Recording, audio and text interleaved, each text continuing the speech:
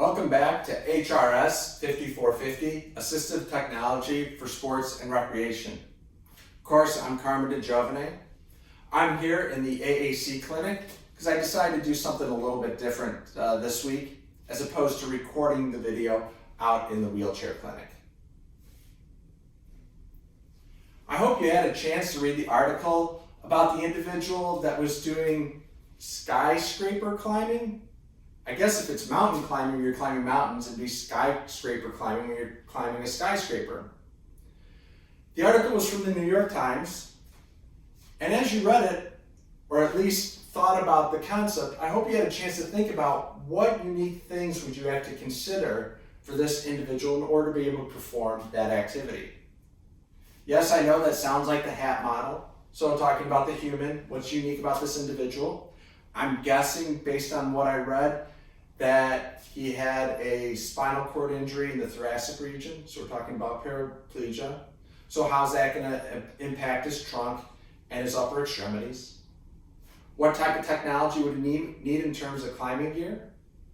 What would he need to consider in terms of pressure management? So those are some of the things that you have to consider in every activity, whether or not it's regular sports and recreation or what we consider more typical sports and recreation, like hand cycling, or something a little bit more extreme, like climbing a skyscraper. I did provide a list of podcasts that I found interesting and that came up on the Resident Connect listserv in one of the discussion posts. So go check out that list and try out one of those podcasts. I hope you enjoyed the videos from Kevin Starr and Teresa Berner. One of the questions that I often get is what kind of jobs are available, or how do clinicians get involved in sports and recreation for people with disabilities, and specifically around the technology or assistive technology. And they give a number of great examples of how you can get involved professionally. And oftentimes that starts with volunteering for one of the sports and recreation groups. In modules 1 and 2, we've really been focused on the person and just focused on sports in general.